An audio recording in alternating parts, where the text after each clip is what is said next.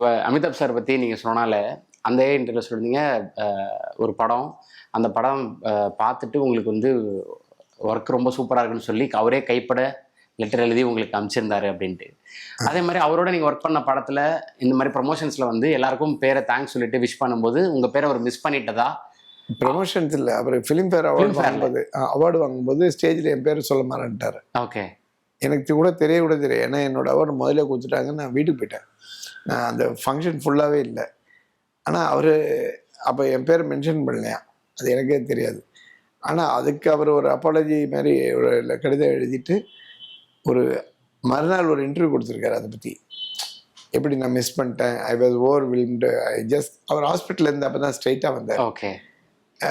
Award ஃபங்க்ஷனுக்கு தான் ஸ்ட்ரைட்டாக வந்தார் ஹாஸ்பிட்டல்லேருந்து. அவருக்கு உடம்பு சரியில்லாத இருந்துச்சு. அவர் ஹாஸ்பிட்டலில் ஏதோ சீரியஸாக ஒரு 10 நாளில் இருந்தார். அதுக்கப்புறம் தான் வந்தார். ஸோ அப்படிப்பட்ட ஒரு ஆள் அந்த மறுநாள் கொடுத்த இன்டர்வியூவை கட் பண்ணி அதை மார்க் பண்ணி இந்த அப்பாலஜி லெட்டர் மாதிரி ஒன்று லெட்ரு எழுதி எனக்கு அனுப்பிச்சி விட்டார். ஓகே.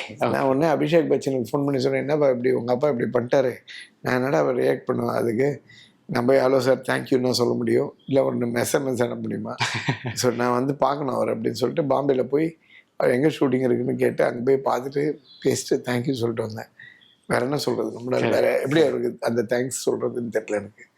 அதை ஃப்ரேம் பண்ணி வச்சுருக்கேன். அதுதான் ஒன் ஆஃப் த பிக்கெஸ்ட் அவார்டாக நான் நினைக்கிறேன். Brista Premium Women's Wear. Let your body love it.